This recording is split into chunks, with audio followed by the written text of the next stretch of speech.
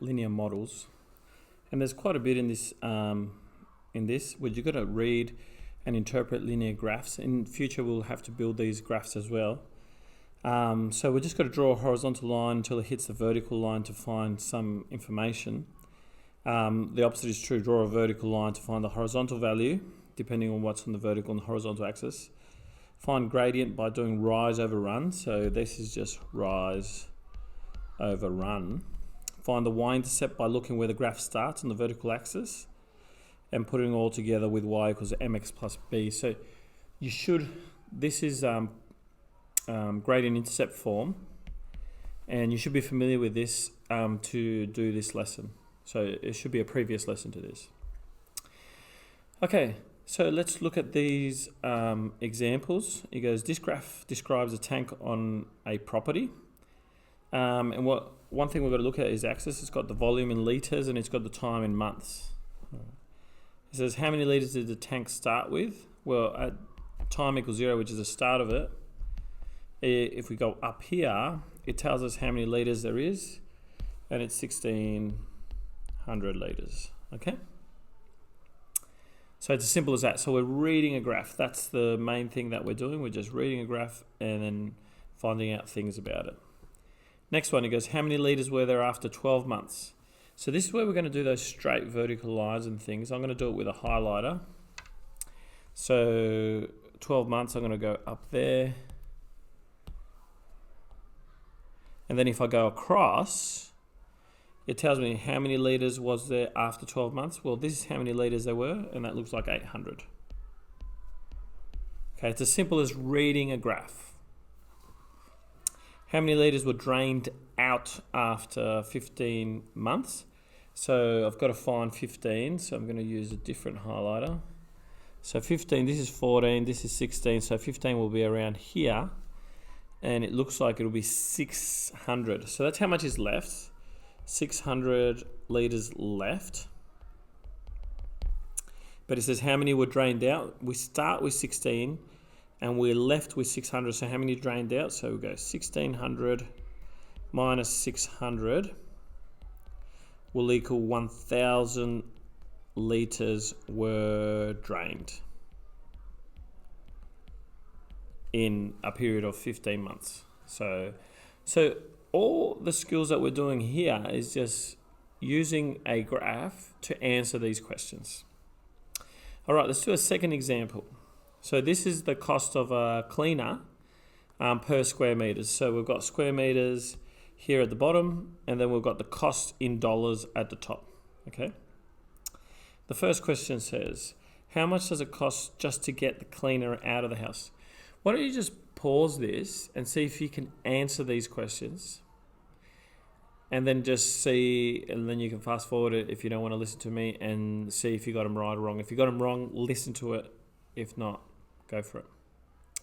All right, I'm going to continue going. How much does it cost to get the cleaner out to the house? Well, notice here that there's no square meters. So just to get them out, it costs you $100, okay?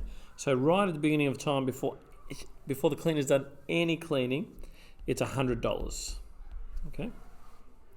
How much does it cost for 60 square meters? Well, I need to get here, that's 60 square meters, because remember square meters is here. So that's 60, and how much does it cost? $300. So it costs for $300.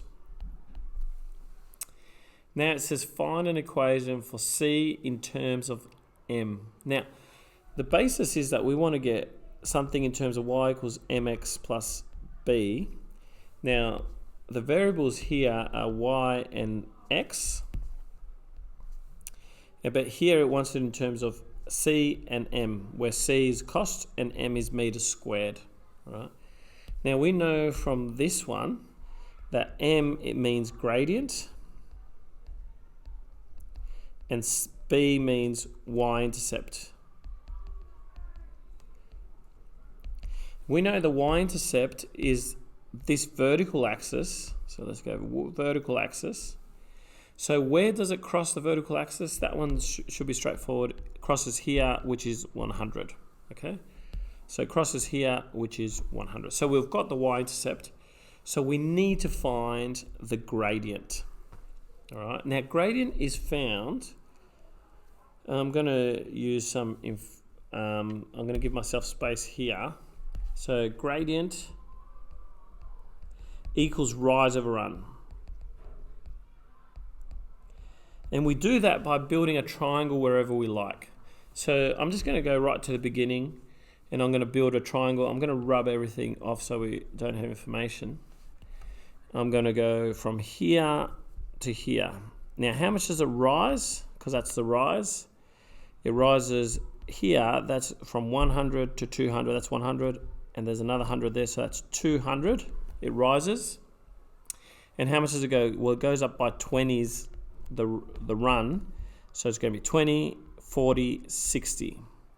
So our gradient will be 200 over 60 because it's risen 200 and it's run 60. So all I do now is I'm going to go m equals, and I'm going to simplify it using my calculator. So I'm going to go 200 over 60, and it will put it into a form where it looks like it's 10 over 3. Okay? So now I get to do my equation. It says C in terms of n. So I'm going to put C at the front. The cost is equal, what's our gradient? 10 over 3. Now, it's not x, our pronumeral, it's m. Plus, what's our y-intercept? 100 comes from there where it crosses the y-axis. So now we have an equation that's C in terms of m instead of y in terms of x. So instead of y, I put C. Instead of x, I put m, which means meters squared. And now we're going to use this equation to solve the next one. So I'm just going to write this equation down here. 10 over 3m plus 100. So it says use this equation to calculate how much it will cost for 110 meters squared. So that looks like meters squared, so I've got to substitute that into for m. So I'm going to do C equals 10 over 3. Remember there's a times there, times 110, because that's what we need to find, and we're substituting in for m. Remember, m means meters squared. That's what the question tells us. Plus 100. Now, this is simply just a calculator job now. So I'm going to put it into my calculator. I'm going to go 10 over 3 times 110. And then I'm going to go plus 100. And I get C equals 466 and 2/3. If I put it as a mixed fraction, you might get it as a improper fraction as 1400 over 3. But because C is a cost, the best units to use are dollars. So I'm going to change this to decimal. So it's going to be $466, and it says it's 67 cents if I round to 2 decimal places. Okay. I'm going to get rid of this so it doesn't impede of that. So it's going to cost $466.67. Now, does that seem right? Well, let's check it out using our graph. So I'm going to rub some of this off. So if you're still writing it down, rewind and you'll get it there. You'll get this information back. So I reckon 110 is about halfway here. So I'm going to go up there. And then from here to there, it looks like it's about $450, $460, and that's exactly what we have. Now, the good news with an equation, all we need is a gradient and a y-intercept. The y-intercept is straightforward. It's just where it starts. The gradient, we just need to do a triangle and we form it.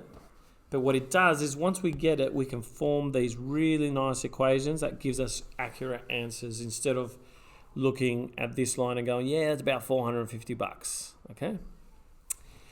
Anyway, I hope that helps. Peace out.